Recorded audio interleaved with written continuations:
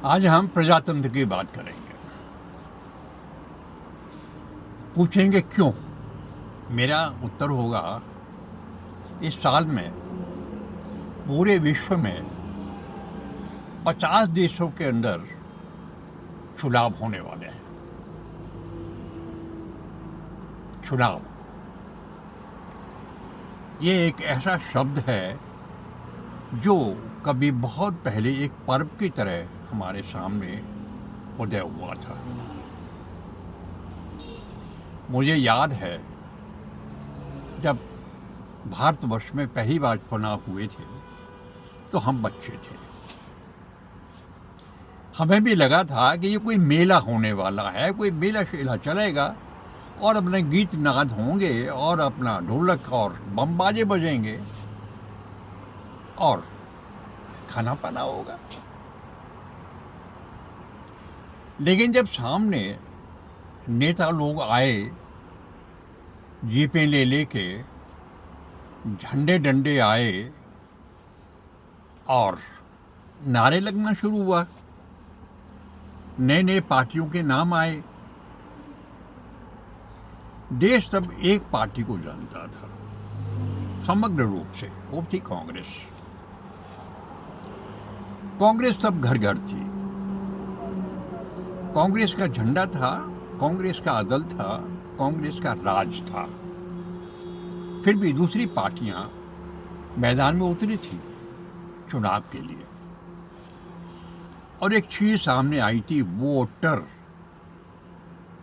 कि हर आदमी वोटर बनेगा और वोट डालेगा। पुरुष है, स्त्री है, जो भी हैं, कोई उसमें जाति पाति या छोटा मोटा या उसका कोई कुछ नहीं, हर आदमी एक वोटर है और वो वोट डालेगा। एक अजूबा था। एक छोटी सी बात एक बताता हूं मैं आपको। वोटिंग के लिए सबसे पहला जो तमाशा हमारे यहाँ हुआ वो था प्रधान का चुनाव। कहा जी एक प्रधान बनेगा और उसके लिए वोटिंग होगी। हमने कहा यार ये देखे क्या तमाशा है। अब प्रधान के लिए नाम कौन कौन खड़े होंगे प्रधान के लिए, तो लोगों ने मखौल के तौर पे, मजाक के तौर पे कहा यार चौथा को बना दो, चौथा को प्रधान बना दो, इसको खड़ा करो और होने दो वोटिंग। ये were taken as a fun. चौथा कौन था? एक अनपढ़ गंवार जाट था। लोगों ने सोचा देखें, मजाक के तौर पे इसको बना के देखते प्रधान, और देखो वोटिंग करते।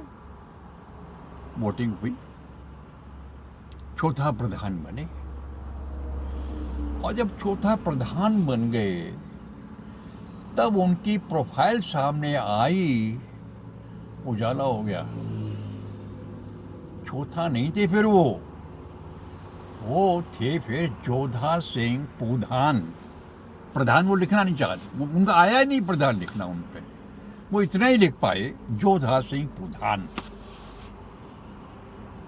सामने आया एक चमत्कार। लोगों ने कहा यार ये तो वोट और वोटिंग और ये तो कुछ चीज है।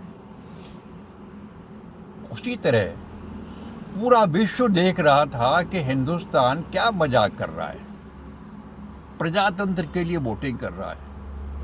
देश तो चलेगा ही नहीं, बटेगा, टूटेगा, विभाजित होगा, और वो तैयार थे हड़पने के लिए। कौन क्या लेगा, सबके तैयारियां थी। लेकिन चुनाव हुआ। Mind you, it was really a पर्व। लोगों ने गीत गा गा के, महिलाओं ने, सबने जा जा के वोट दिया। जीत तो कांग्रेस की होनी थी, लोग जानते ही कांग्रेस को थी। तब कांग्रेस की जीत हुई, प्रजातंत्र की सरकार बनी, और आज वही प्रजातंत्र जिसका लोग बखौर उड़ाते थे, आज उसके लिए लोग तालियां बजा रहे हैं। आज विश्व में भारत का लोकतंत्र मशहूर हो गया है। कमाल कमाल ही हुआ है। बात करते हैं वोटिंग की। अब 50 देशों की अब वोटिंग होनी है, चुनाव होने हैं 50 देशों के, और हमारा चुनाव हो। सबसे पहली बात, प्रजातंत्र की बात सबसे पहले ये बात मैं बड़ी करूँगा कि साम्यवाद और समाजवाद को पीछे छोड़ के प्रजातंत्र सामने आगे फ्रंट लाइन पे आ गया है। अब लोगों ने मान लिया है कि ये एक स्वस्थ और समर्थ प्रणाली है जिससे हर आदमी को हक मिल जाता है। अब वोटर की आंखें खुली हैं। अब वोटर की समझ में आया है कि उसकी हस्ती क्या है, उसकी हैसियत क्या है। और अब नेताओं को समझ में आया है कि वोटर को कैसे मनाना है, कैसे खुश करना है, उससे वोट कैसे लेना है, उसको क्या देना है। अब वोटर की समझ में आ गया है कि मैंने किसको वोट देना है, क्यों वोट देना है। उसको पता है मेरे वोट की कितनी कीमत है। अब चूहा बिल्ली का खेल शुरू हुआ। नेता तैयारी करते हैं वोटरों को खुश करने की, रिझाने की, नई नई तरकीब लाने की।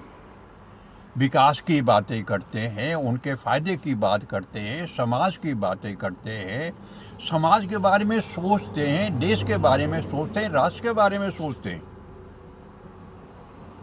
उसी तरह वोटर भी देखता है कि यह आदमी क्या करेगा, क्या नहीं करेगा।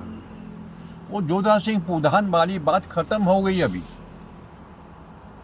दोनों पार्टी अभी अपना अपना दाम देखती हैं, अपना अपना हिसाब देखती हैं और अपना अपना काम करती हैं। हम भी देखते हैं, हमारे पड़ोस में चुनाव हुए, बांग्लादेश में भी थोड़े दिन पहले चुनाव हुए, और हमें लगा कि यस, हमारे फेवर की सरकार आई है।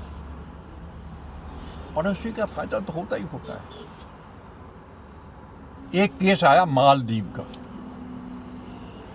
हमें लगा कि ये कैसी सरकार आ गई। रोटी पानी हम खिला रहे थे, इसकी खातिर मेहमानों जैसी खातिर कर रहे थे, इसमें हमने जान लड़ा रखी थी और हमसे करा आउट। कैसी सरकार आ गई।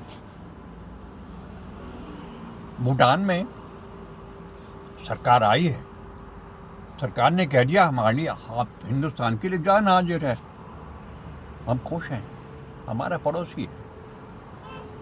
उसी तरह से अमेरिका में चुनाव होने,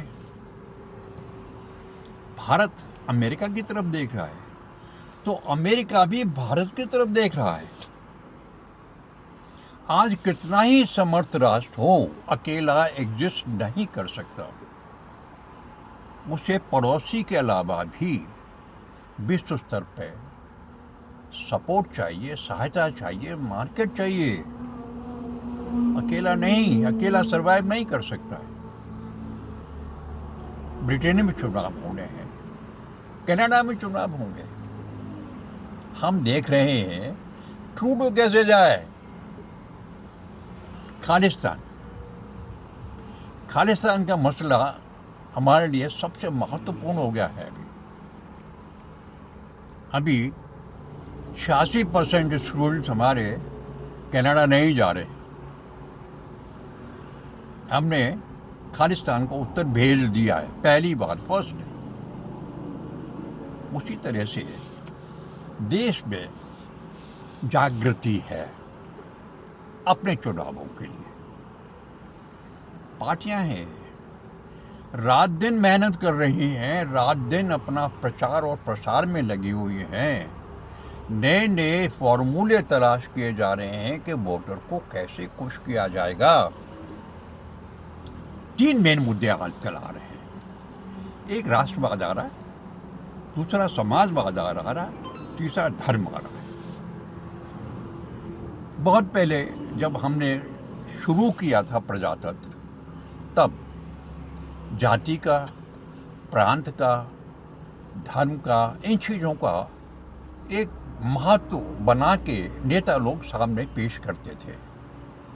तो लोग आंख बंद करके कोई जाति के नाम पे वोट दे देता था, कोई प्रांत के नाम पे वोट दे देता था।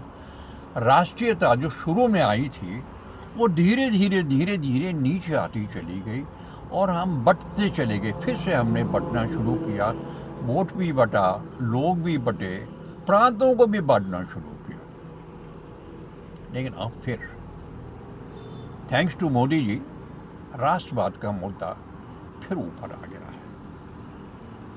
समाजवाद के बारे में लोग फिर जागरूक हुए, धर्म का महत्व फिर बढ़ा है और ये देश के लिए एक हेल्दी साइन है। इसी तरह से बाकी लोग भी अब भारत की नकल करने लगे हैं।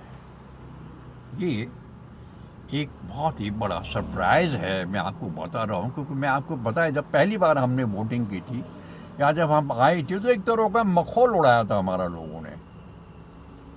अब लोग हमारा अनुसरण करने लगे हैं। देखते हैं भारत में क्या हो रहा है, कैसे हो रहा है, इन लोगों ने ये मिरेकल कर कैसे दिया। ये तो भूखा मरने वाले थे, ये तो गरीब थे, ये तो अनपढ़ थे, इनको तो कुछ आता ही नहीं था। अब इनका DRDO और वो हथियार बनाए जा रहे हैं, ऊपर चले आ रहे हैं और इनकी GDP ऊपर जा रही है। ये कमाते ही चले जा रहे हैं, अपने देश में कमा रहे हैं, विदेश में कमा रहे हैं। हुआ क्या? पहले कहा था जनसंख्या इनके पास इतनी जनसंख्या है, भूखे मरेंगे ये। अब कह रहे हैं हाय हाय हमारे पास जनसंख्या नहीं है, हम क्या करें। करिश्मा है। भारत अनायास ही विश्व लीडर बन गया है। पहले हमारी फॉरेन पॉलिसी इतनी कमजोर थी, हम लोग बाहर जाते थे तो एक तरह का गुलामों का जैसा ही बिहेवियर करते थे कि हम पिछड़े हुए हैं, हम गरीब हैं, हमारे पास टेक्नोलॉजी नहीं है, हमारे पास विकास नहीं है।